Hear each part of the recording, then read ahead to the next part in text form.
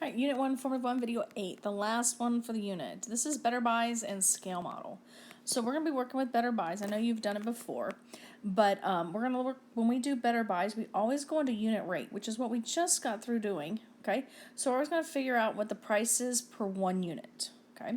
Now, whenever we do that, you need to always make sure price is in the numerator and then the quantity is in the denominator, okay? So a bakery has $10 for 12 cupcakes. Okay, you just divide and you end up with 83 cents a cupcake. Okay, this is a unit rate. The supermarket's selling for $7 10 cupcakes, so theirs is 70 cents a cupcake. Okay, so our better buy would be the supermarket because it's only 70 cents for a cupcake as opposed to 83 cents for a cupcake. Alright, so a bakery is selling 24 cupcakes for $36. Another bakery is selling 15 cupcakes for $21.75. Which bakery has the better deal? Okay, so the first one we'll say this one's A, and then this one's going to be B. Okay, so again, we always put money in the numerator. So we have $36 it's going to cost for 24 cupcakes.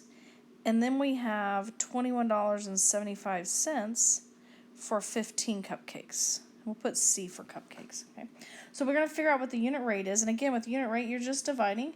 So 36 divided by 24 gives us $1.50 for 1 cupcake. Okay. Then the other one, which is $21.75 for 15 cupcakes, gives us $1.45 for each cupcake. Okay. So $1.45 is cheaper than $1.50. So bakery B would give us the better buy. Alright, the next one. Your group needs to make a scale model of the Great Pyramid at Giza. The base of the pyramid is 756 feet by 756 feet. So it's a square, the base is. The height is 481 feet. The base of your model will be 37.8 inches by 37.8 inches. What will be the height of your model in inches? Okay, the nice thing about this is when we have our base is a square, okay, and what we want is also a square, okay, so, and they're the same numbers, so that helps a lot. So what we're going to do is we're going to make a ratio, okay, so we have 756 feet, which we need to move down to 37.8 inches. Okay, so we're going to take 756 feet and we're going to scale it down to 37.8 inches. Okay, now that ratio of feet to inches has to be the same for the height. So here's the thing. When you're doing scale models, you need to make sure that it stays the same in the numerator and denominator. So this is the scale model and this is the original. So when we're over here at our other fraction, we need to make sure this is the original and this is the scale model. Okay, so now we want to deal with the height. So we have the height, which is 481 feet, which is the original. So that's going to go up here. And we want to know how many inches the height's going to be in our scale model.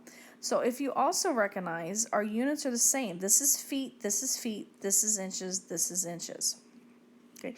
It's different than conversions. Conversions, we do the opposite, and it's a multiplication. This is a proportion. So now, in order to solve this, I'm going to cross multiply. So we have 756 feet times x inches. Oops.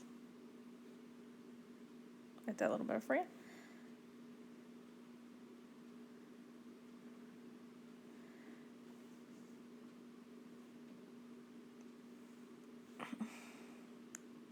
Okay, times x, and that's going to equal 481 times 37.8, and that gives me 18,181.8.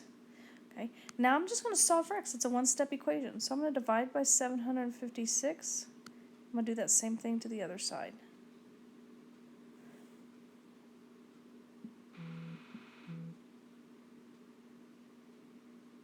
And I'm going to get X equals 24.05 inches.